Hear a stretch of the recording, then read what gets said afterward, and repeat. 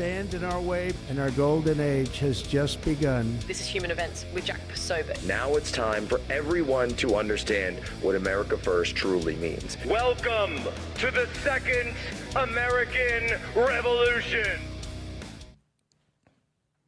All right, Jack Posobiec, here we are, Phoenix, Arizona, Charlie Kirk studio. Honored to have on now as our next guest the press secretary for the War Department, Kingsley Wilson, joins us. Kingsley, how are you? I'm great. Thanks for having me, Jack. And obviously, I know that the Department of Homeland Security is the sister department, not your department. But I was wondering if I could get your comments just very quickly on this violence that we saw. And obviously, it's a breaking news situation out of Dallas, an attack on federal law enforcement. Yeah, it's horrific. And this is, on the heels of rhetoric that has demonized a lot of our ICE officers. And here at the Department of War, we are proud to work alongside our ICE officers and all of our DHS partners to ensure that the American people are kept safe, our borders are secure, and deportations, a promise the president made on the campaign trail that's being delivered on, is fulfilled. So this is despicable. We are praying for all of the ICE officers across this country who are facing increasing threats, and we condemn this completely. Well, I thank you very much, and I certainly agree with your sentiments there. We had originally booked you because I've just been talking here on the show regarding these violent attacks that seem to be happening over and over. But another level of violence that we've seen in the United States and in our hemisphere is the cartel violence. And for so many years, the federal government had no response to it whatsoever, other than to treat it as a sort of law enforcement matter or a drug interdiction matter when it came to the Coast Guard or others. But the War Department is taking a slightly different tack on that as per the president's guidelines. Walk us through these new offensive operations that are being done to the cartels. Absolutely. And you paint the picture perfectly there. This is not the previous administration. We have gone decades letting narco-terrorists run the Western Hemisphere effectively and traffic drugs into our country that kill Americans. Deadly fentanyl has ravaged young Americans across the country. It is totally unacceptable. And until President Trump and Secretary Hegseth, no one was doing anything about it. President Trump declared these narco-terrorist thugs FTOs early on in his administration, and since that point, the Department of War has gotten to work. We are taking out deadly narco-terrorists all across the region that threaten our people and that threaten the security of the homeland. And this is something that we're proud to be doing. Keeping our people safe is the ultimate goal of the Department of War. And that's what our troops sign up to do. That's what they're proud to do. And we are going to ensure that we continue this operation so that drugs don't kill Americans any longer. That is a non-negotiable for this department. We want to have secure borders and we want to have safe shores. Drugs cannot traffic through the Gulf of America any longer under this president. When you look at the Gulf of America, when you look at the Caribbean, certainly, by the way, this, and as a prior Navy officer myself and someone who served in the Caribbean while stationed at Guantanamo Bay and under the auspices of Southern Command, SouthCom, this isn't the first time the U.S. military has been used for these types of interdiction operations or offensive operations. And it really strikes me as strange that the media is sort of just not talking about the full picture here. This is a historic mission of the United States Navy and the United States military. Absolutely. And I've got to tell you, Jack, seeing the mainstream media reaction to these operations has been just truly mind-boggling for me. I was watching MSDNC this morning and I saw Hillary Clinton on there talking about these operations and how they're horrible and it's terrible that we're taking out these people who are just on boats. These are terrorists that are sending fentanyl to America, and they are killing young people in droves. 100,000 Americans died every year under the Biden administration because of these deadly drugs. This is a real threat to the homeland, and it's crazy to me to see people in the mainstream media not understand that threat and actually go the other way and carry water for these narco-terrorists and the Maduro regime and all of these people who seek to harm American citizens. It's got to stop, and we're going to keep working towards that goal. And we're going to keep ensuring that this operation is a success, despite the mainstream media's efforts to, say that it's illegal, which it's not. It's perfectly and totally legal. Or all of these Democrats that are going into apoplexy, that we're actually taking care of our hemisphere for once. Well, the purpose of having a military is to defend the homeland. That's number one. And it seems that other administrations have had different ideas about what that means, defending the homeland in places that are very, very far from the homeland. And certainly the military has operations that have a global reach. But when it comes to the core mission of the United States military, you would think that defense of the homeland would actually be number one.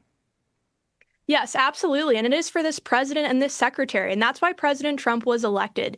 He got the popular vote. He has a mandate from the American people to enact this agenda. People were so fed up of defending foreign countries' borders in far-flung places that didn't necessarily suit our interests. We're putting America first. And America first means we need a Western Hemisphere where America is dominant again. We can't have cartels running the Western Hemisphere. That is totally unacceptable. And what these strikes do is not only do they take out narco-terrorists who are actively bringing drugs to our country. I've seen a lot of people in the mainstream media trying to claim, oh, you don't know that these people were narco-terrorists. You said earlier, Jack, you're a Navy intel guy. You know how this works. We have credible intelligence. Without a doubt, we know who these people are. We know where they're going, and we know where they're coming from. We know what's on their boats. We are going to take this threat very, very seriously and ensure that the American people are kept safe. As you say, Homeland Security is a priority for this department and this president. We're not going to relent on it, and we're going to make sure that every cartel in the Western Hemisphere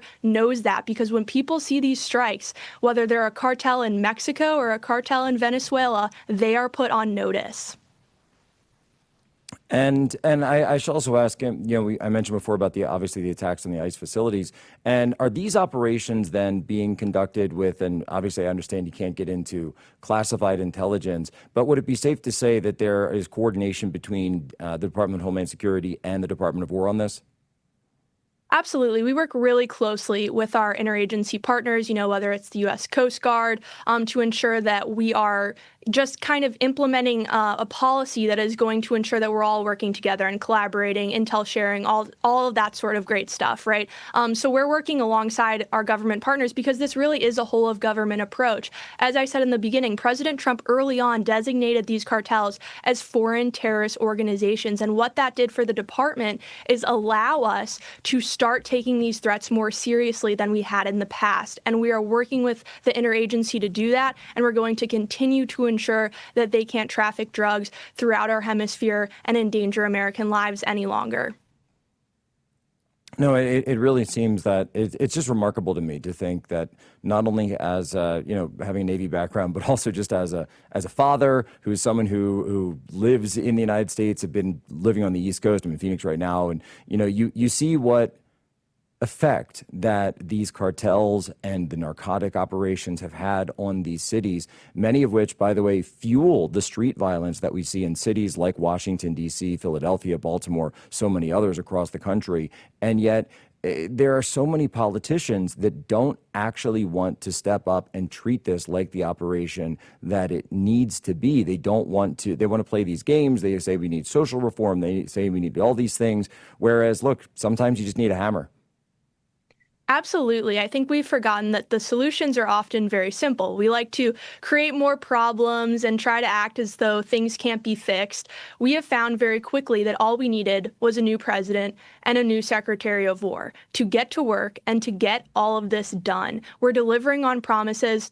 We're making steps that we haven't taken at this department in decades. We used to have under, 20 years ago, we used to take the Western Hemisphere pretty seriously. And then we got bogged down in the Middle East and nation building. And we were over there. We didn't really know what the objectives were, what, success looked like. But we just kept throwing money at it anyway, while politicians in D.C. got super rich and advocated that we stay there for even longer. Now we've got a secretary and a War Department that are focused on our main mission, keeping America safe. And that means secure borders. We've got a lot of troops down at the border that are working with DHS to make sure no one's crossing. I can tell you, Jack, I've been down there a few times now. It is all quiet on the Western Front. There's nobody crossing our southern border anymore. And we're going even further, right? We're making sure that our waters are secure, that our shores are secure. That's something that's really important to the American people, so it should be important to the Department of War. This is a department that is going to put America first every single mission. And that's what we've seen with Secretary Hegseth. And it's really fantastic, I think, for our troops as well, right? They get to protect their people, their neighborhoods. They're not just nation building. They're not just defending allies, right? They get to actually know that when they're standing post on our southern border, they're protecting Americans directly behind them. I think that's really impactful, and that's something that you hear from our troops when you talk to them down at the border. Well, I think that's absolutely incredible. I also saw the Secretary was just visiting our troops down in Puerto Rico as well. Are there any other plans for operations to be run in the SouthCom AOR from various U.S. facilities there? I can't get into, those specifics or any operations that we might have in the future, but I can absolutely tell you that this is a region that matters to the secretary and to this president. And it's really cool to see because I think, SouthCom, you mentioned your experience there, hasn't gotten a lot of attention up until now. But now is really their time to shine, and they are showing that they can do all of this incredible hard work. They can take out terrorists. They can conduct lethal strikes, precise strikes, and deliver for the American people. So it's been really fantastic to see them kind of have the opportunity to deliver on a mission set. And it's something that I think we're going to see continue. Well, I just have to say hoo-yah to our boys in blue that are down there. Keep putting those warheads on foreheads. Gentlemen, Press Secretary for the War Department, Kingsley Wilson, thank you so much for joining us here for that update on Human Events Daily. Thanks for having me, Jack. God bless. Folks, that's what it's all about. Taking actual action, taking steps to defend the homeland, to defend our people, to defend our nation. No more foreign threats. And I have an interesting take. Is there a foreign connection for Antifa? Could they be designated as a foreign terrorist organization? We'll get into it next. Human Events Daily, Real America's Voice.